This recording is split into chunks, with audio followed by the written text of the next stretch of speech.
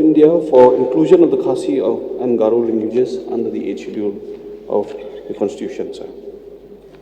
With that background, sir, it becomes much more important for us to prepare ourselves in a befitting manner that we can embrace the challenges of linguistic variation, grammatical usages, spellings and lexicons that are prevalent in our languages. We all have heard of the word judgment rail. So some of us spell the word judgment rail as J-R-E-D, and some of us spell the word judgment rail as J-R-E-T. So both are accepted. So sometimes I wonder, sir, we talk so much of our judgment rail when we don't even have a common spelling for our judgment rail, sir. So the official recognition of such words, there are disparity in the spellings, is much required. One more example, sir, we talk about the word love in Khasi. Some spell it as E-A-E-D and some spell it as E-A-E-T. Similarly, sir, if you talk about the word fool, in Khasi we call Be.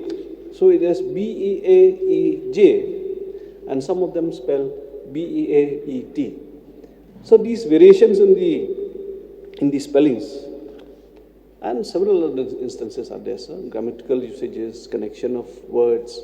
This has created a confusion for the literati, for our authors, for our students, and also for the common folk. So the current platforms of internet and social media, they have given us several other opportunities and challenges that creates this particular demand of online dictionaries. Then we have online translation of our own mother tongues. Therefore, sir, this endeavor would also promote, through this resolution, sir, this endeavor would promote a language cultivation which would further strengthen our cause for getting our languages recognized by the Constitution, sir. So therefore, sir, we need to prepare ourselves and put our languages in order as we anticipate the acceptance of our resolution that we took on the 27th of November 2018. Sir, we need to roll out the process officially and start engaging with our literati, with our authors, with our teachers, with our students and various religious heads to ensure that a concrete exercise is done. And this exercise, I feel, sir, it has to start. So we also know that when our languages get recognized, they'll be used in various examinations of the central government, especially the UPSC. So currently our languages are being used as a teaching medium in our LP and UP schools, which is part of the education policy. Therefore, it becomes much more important for us to streamline our languages when the time is ripe and as we move with this endeavor and cause for inclusion of our languages in the Constitution, sir. So, our languages therefore need to grow also in richness. And the promotion of such richness lies in the decision of this August House. The usage of our languages in our esteemed August House, in our courts, in our administration, in education, in business, in our media, and various other platforms will be enriched. These domains will also strengthen the usage of our languages and, most importantly, sir, the correct usage. In West Khasi Hills alone, there are more than 20 dialects. The opportunity that we enrich the Khasi and Garo language is to research the words that are spoken in rural Meghalaya. Give an example of how the Khasi words are spelled in different places of Meghalaya and confusion in using alphabets whilst spelling and writing. I am of a view that this August House should unanimously resolve to initiate codification, language planning and standardization of Khasi and Garo languages. So I am to understand, therefore, that there were several initiations for a dialogue and a discussion by the Ministry of Home Affairs. And there is this inability of the Ministry of Home Affairs as to whether or not the Khasi and the Garo languages should be included in the 8th schedule, because the criteria have been inconclusive. So when we read a statement of this nature in reply to an important question, we get the feeling that the government of India is still undecided as to whether or not both the Khasi language as well as the Garo languages are within the criteria for recognition in the 8th schedule. So the entire debate of the inclusion of Khasi language in the 8th schedule has been a debate which has been generated for over a decade now.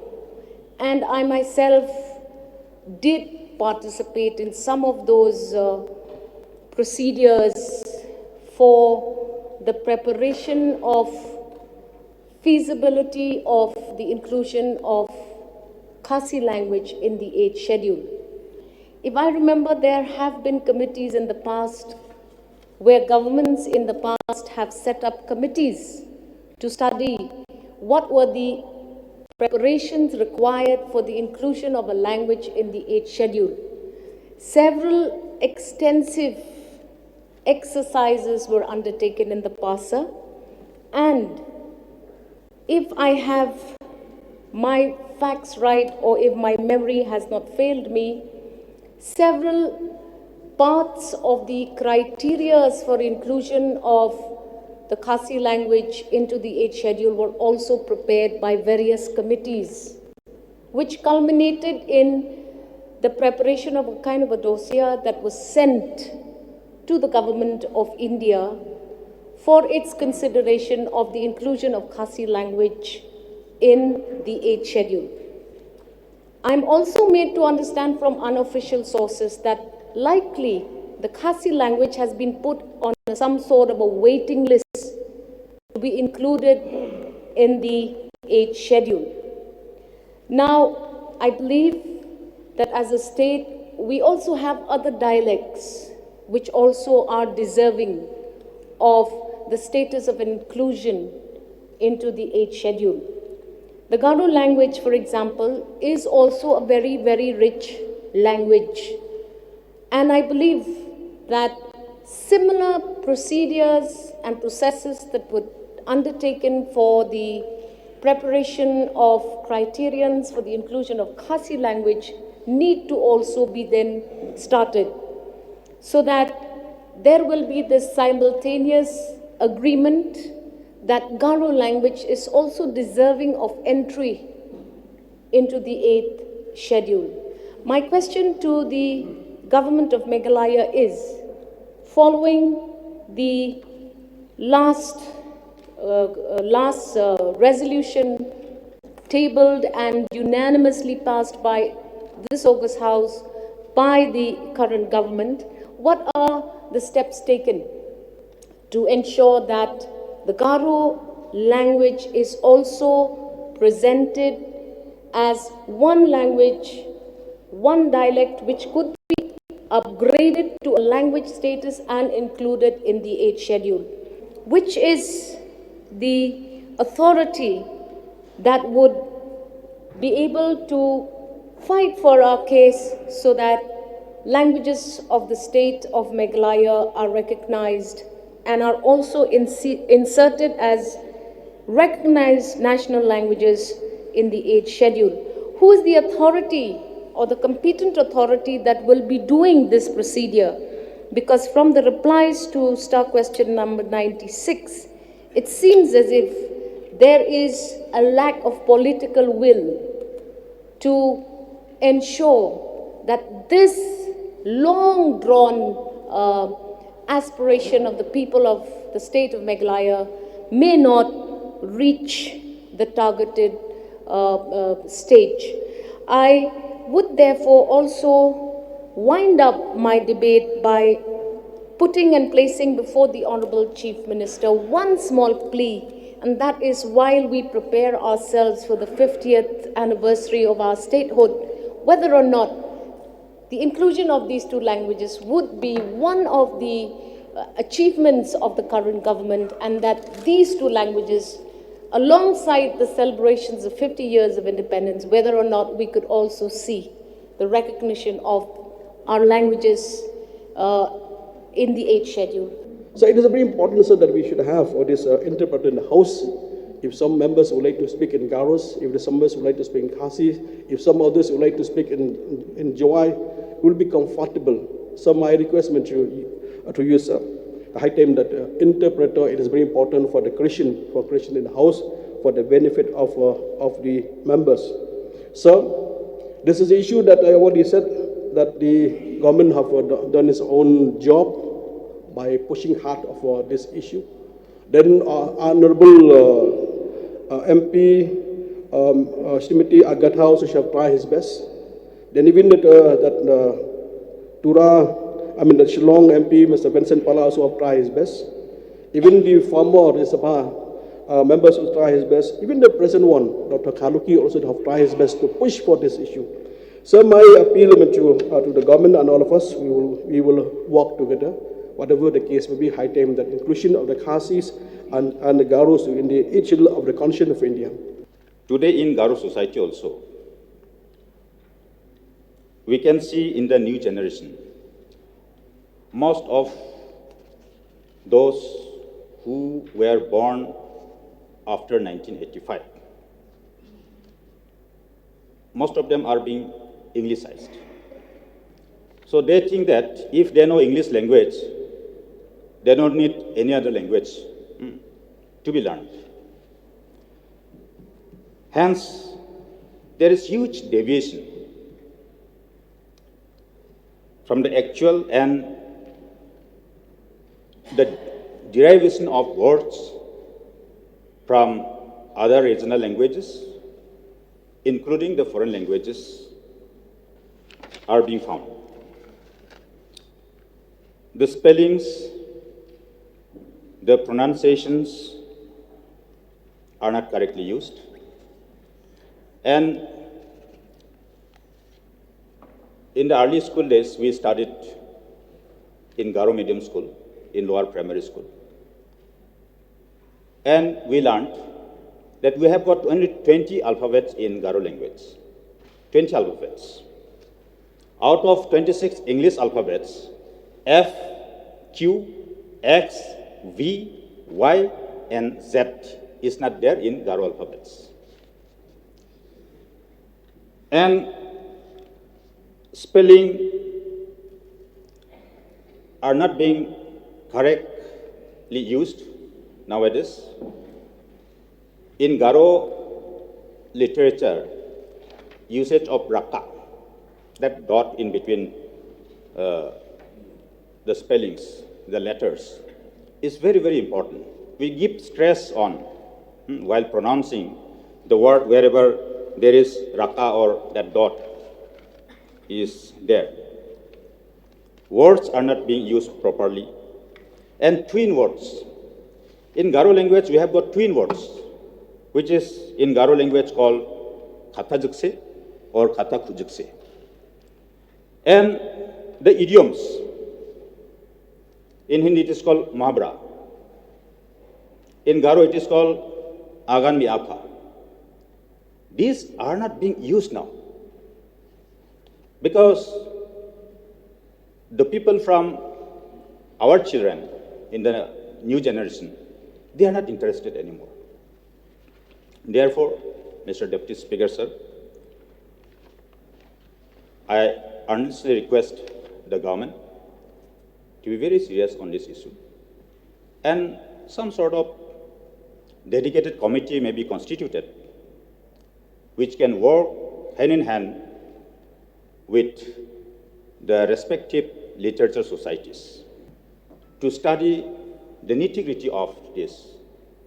And We have our own literature societies, but they don't get any support. So some sort of financial support may be required for them. Sir, why? Now, as this August House has resolved and passed a resolution that Khasi and Garo language has to be enlisted in the 8th schedule of the Constitution, it is high time that we should codify, we should have language planning of the Khasi and Garo language.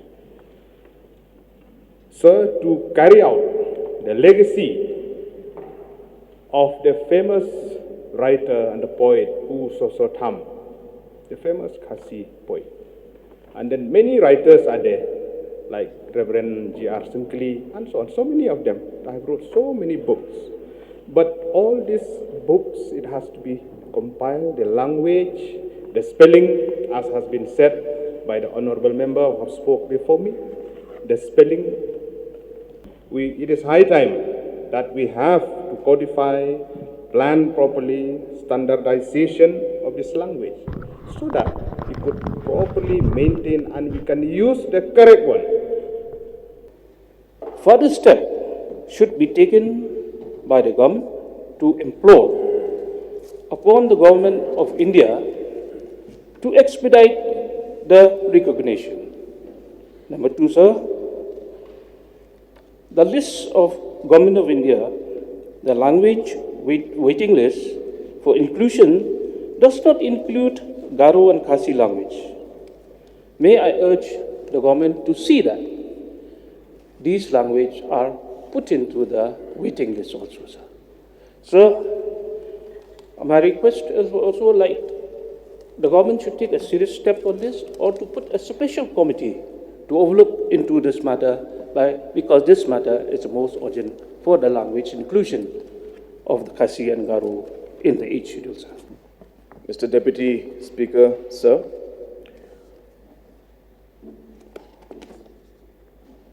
At the very outset, I would like to express my gratitude to the Honorable MLA, Shri George B. Lingdo, who has moved the resolution in this August House to streamline the usage of literature and grammar, considering the linguistic variation that exists in the state of Meghalaya, to promote, preserve, and sustain the usage of Khasi and Garo languages. The resolution also seeks to ensure codification of language by the presence of grammar books and dictionaries and other factors considered important to facilitate the process of codification, including the need to promote language cultivation and process of standardization as a preparatory step towards inclusion of Khasi and Garo languages in the 8th schedule of the Constitution of India. I would also like to take this opportunity to thank the Honorable Member from Ramrai, Honorable Member from Nongpo, Honorable Member Shri Mohindra Rapsang, Honorable Member Shri P.T. Sokme, Honorable Member Dr. Amperin Lingdo, and Honorable Member Shri Zenith M. Sangma. And I apologize if I've left out anybody else, but I would thank all the other members who have participated in this resolution today. Mr. Deputy Speaker, sir, the Meghalaya Legislative Assembly had passed a unanimous resolution on the 27th of November 2018, urging the Government of India to take necessary measures to include Khasi and Garo languages in the 8th schedule of the Constitution. The Government of Meghalaya has been following up on this matter with the Government of India. I had also written to the Honorable Union Home Minister on the 25th of August 2020 on the resolution passed on 27th of November 2018, and once again urging the Government of India to consider the inclusion of Khasi and Garo languages in the 8th schedule of the Constitution.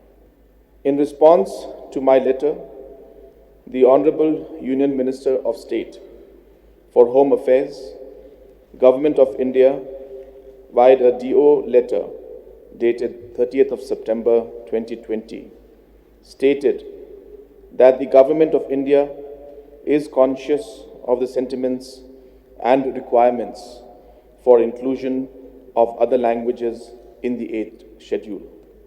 Such requests have been considered keeping in mind these sentiments and other relevant considerations. The letter also stated, as the evolution of dialect and language is a dynamic process influenced by socio-cultural, economic and political developments, it is difficult to fix any criteria for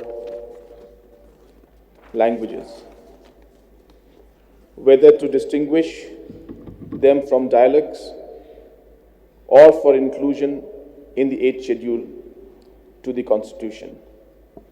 The earlier attempts through the Pahwa 1996 and the Sitakant Mahapatra 2003 committee to evolve such fixed criteria have been inconclusive, unquote.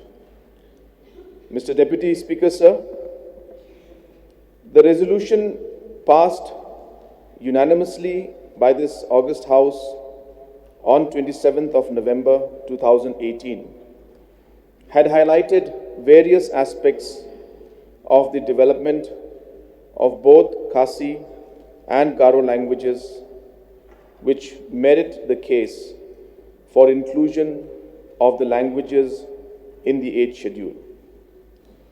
The resolution had stated that Khasi and Garo languages are ancient languages which have a rich tradition, which are unique and different from other languages in India, unquote.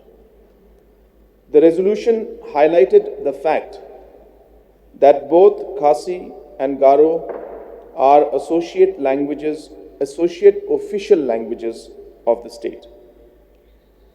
That both Khasi and Garo have a script of their own. That both Khasi and Garo have a rich literary tradition, both oral and written. That they are also a medium of instruction up to higher secondary or higher education. That they are spoken by a large number of people in large contiguous geographical zones as dominant languages, and that we have autonomous literary bodies in the Khasi Authors Society and the Achak Literature Society, which have been working for the promotion of their respective languages in line with the Sahitya Sabhas of other states. Mr. Deputy Speaker, sir, from the educational point of view, the two languages, that is, Khasi and Garo, has been receiving due importance right from lower primary up to PhD level. The National Education Policy, NEP 2020, has proposed that education up to class 5 and preferably until class 12, class 8, preferably until class 8, will be imparted in the student's mother tongue or the language or the local or regional language wherever possible. The Meghalaya State Education Policy approved by the government on the 21st of September 2018, had also reiterated that the state will continue to follow the three-language formula and strengthen the mother tongue. The Khasi and Garo language is offered as a major Indian language subject in secondary and higher secondary examination. The Khasi and Garo language was also introduced as a major subject in undergraduation degree courses and continues up to PhD level. The same was also introduced as a compulsory subject in the Meghalaya Public Service. The same was also introduced as a compulsory subjects in the Meghalaya Public Service Commission and various other state recruitment procedures. There are numerous dictionaries and grammar books in both the languages that is used for teaching the subject at various levels, including at the PhD level. Since the adoption of the written script for the Khasi language in 1842 and for the Garo language in 1860s, numerous primers, grammar books, hymn books, literary books have been published. This is proof of evidence of the codification of the language, which has also evolved with time, and also evidence of the literary tradition of both languages. These have, over a period of time, helped in the standardization of the languages, including the various dialects. The Directorate of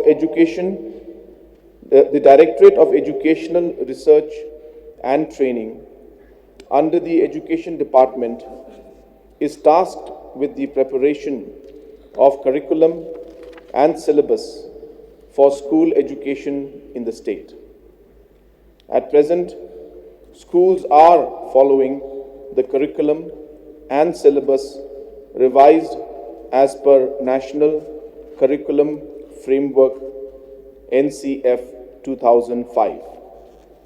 The salient features on the use of the mother tongue are: 1. The two main regional languages in the state, that is Khasi and Garo, are used as medium of instruction from classes 1 to 5. 2. Khasi and Garo languages are offered as modern Indian languages from class 5 along with other languages. 3. From classes 5 to class 8, the state follows the three languages formula, whereby mother tongue is the first language, English is the second language, and Hindi is the third language. Hindi for all students whose mother tongue is not Hindi, either Khasi or Garo or other language for all students whose mother tongue is Hindi. Besides MIL, number 4, besides MIL, elective languages are also offered in class 11 and class 12, where Garo and Khasi are the main languages. Number 5, the Khasi/Garo textbooks prescribed for students at the lower level include prose, poetry, and grammar components. Number 6, for higher level, rapid reader and essay writing are also included. Number 7, for elective Khasi, in class 11 and class 12. Elementary theory and criticism, history of Khasi, literature and folklore are also part of the courses, whereas for elective Garo, grammar, prose and poetry is included. Mr. Speaker, sir, the Department of Art and Culture is also taking steps to promote both the Khasi and Garo languages. The State Literary Award is given to authors writing in Khasi and Garo to give recognition to the literary talents. The Art and Culture Department organizes various competitions at various levels to popularize the use of the language.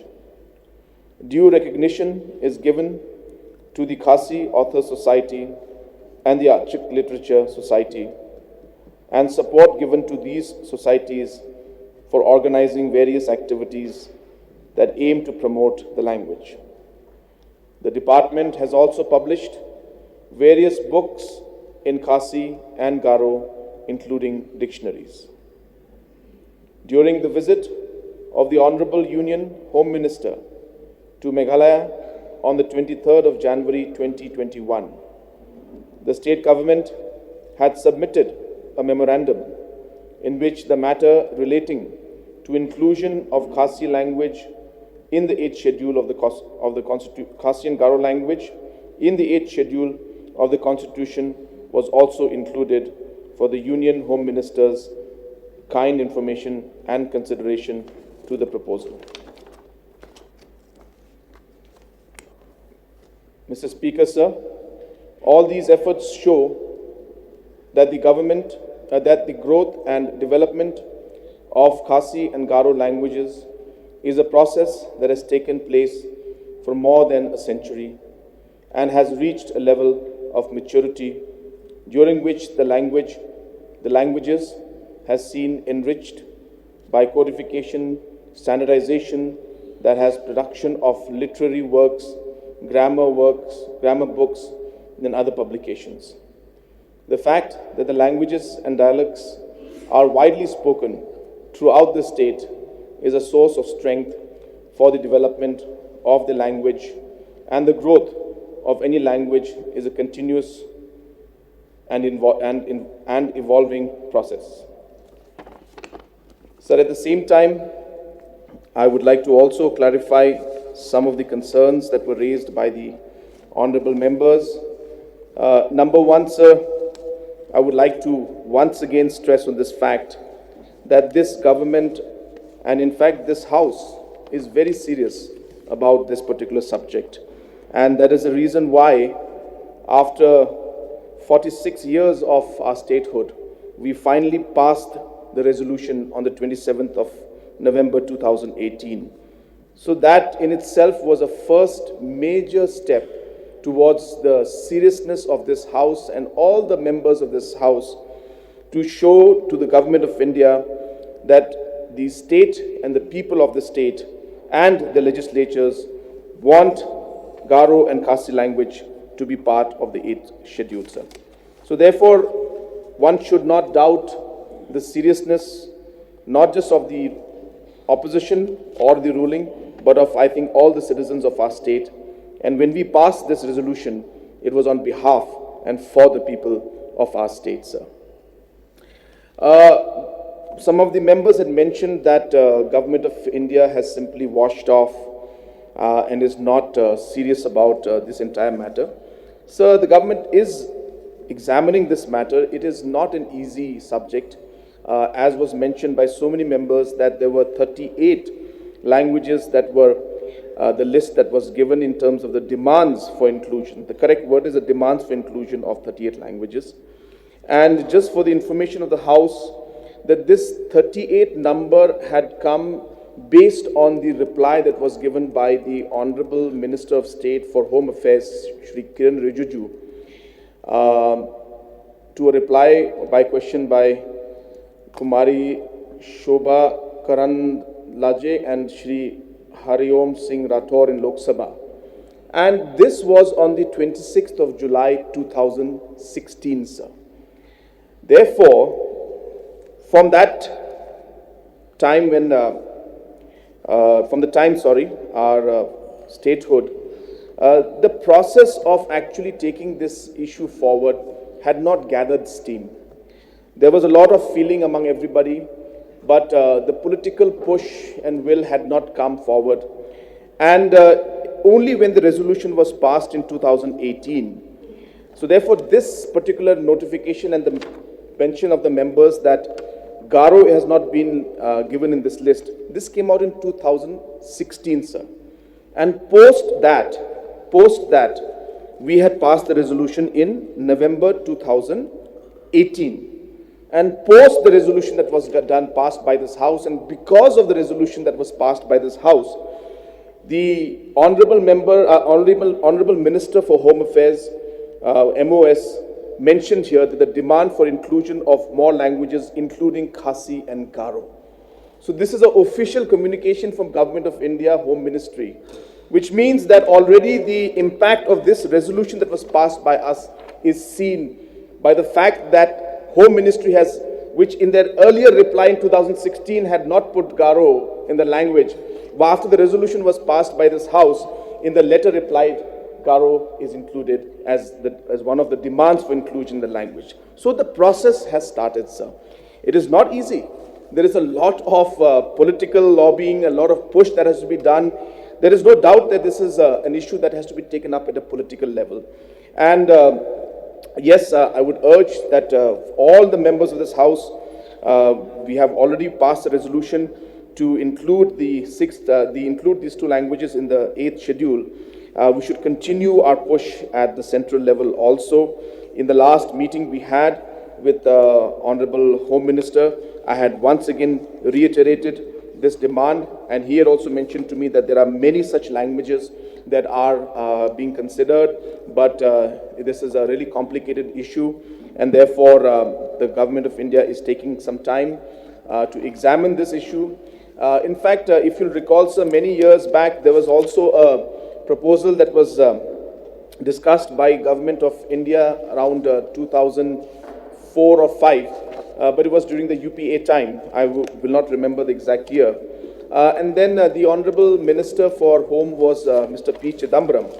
And during that discussion, there were also discussions on how maybe they could have a second list for the 8th schedule languages, because the kind of machinery that would be required to bring in all the languages for 40 languages, well now 39 including Garo, the machinery that would be required at all the official levels would be huge. And therefore, is there a second way in which we could parallelly have a second list which would not inculcate so much of expenditure? But it seems that that discussion also did not go through. What I'm trying to say is, Government of India is also trying to work on this. It's not that Government of India, whether it's UPA or whether it's the NDA, they are all very much aware of the sentiments of the people. They realize that this is a very sensitive issue, and obviously they are also trying to see how this could move forward. But as mentioned, sir, the fact that including 40 languages is a massive exercise, and that is what some of the concerns of the ministers were and the MHA was. But I had mentioned in that meeting that no matter how big the exercise is, no matter how much the expenditure is, but the fact that if these languages are included in the constitution and included, it will give a very, very strong and powerful message to all these different tribes and different groups and communities who are demanding for the language. And the cost that you'll pay for it will be made up by the strong integration that this inclusion of these languages will send to the whole country and to these people concerned. So that has been my stand, that yes, things will be expensive, things may cost, but then here we are asking you to recognize our people, recognize our language, recognize our tribes, and that in itself will be a very strong message of integration. And I can assure this House, sir, that we will continue to follow this up. The fact that we brought this resolution in this House shows our seriousness and our commitment to this. We will continue to fight for our people. We'll continue to fight with with all the officials and the government ministries at the center to see that this particular process moves forward. And at one day, maybe one day, sir, we'll be able to see the light at the end of the tunnel. And in this, I also urge all our members to be with us so that we can jointly make this happen. And the suggestions given by the honorable members, very, very good suggestions came out, sir, that it would be a great gift to our people if on the 50th anniversary of Golden Jubilee of our state, if this could come through. Definitely, sir, this is a suggestion I would take forward. I would push it with the Honorable Prime Minister that I have already informed a large number of members that that hopefully that we will be pursuing with the PMO to request him to come here on the 21st of January. And this would be a great gift that he would be able to give the people of the state. But again, sir, the matter is with the Government of India, so I would not be able to say anything on behalf of that. But definitely the proposal given by the honorable members is great. There was also a proposal that committees should be set up to see how we could discuss with the Khasi Author Society and the Archaic Literature Society and try to see how we could strengthen things, sir. These are very positive suggestions. Definitely the government will examine those suggestions also. And all the other suggestions given by the honorable members are definitely positive. And I've always maintained, sir, that our MDA government is a very positive-minded government. When good suggestions come in, we are very happy to take the suggestions forward, and we always will. So I have noted all the suggestions given by the honorable members. These suggestions are for the betterment of our people and our state and our culture and our language. So there is no question of any politics in that. We will always see it in a very positive manner, and we will examine it in a positive manner, sir. So therefore, sir, with all these clarifications and different assurances that we have given today, I would like to urge the Honorable MLA to withdraw the resolution, and that the Government of Meghalaya has taken a number of steps to follow up with the Government of India to include Khasi and Garo languages in their schedule. And at the same time, we have also noted down the suggestions that have been made by them.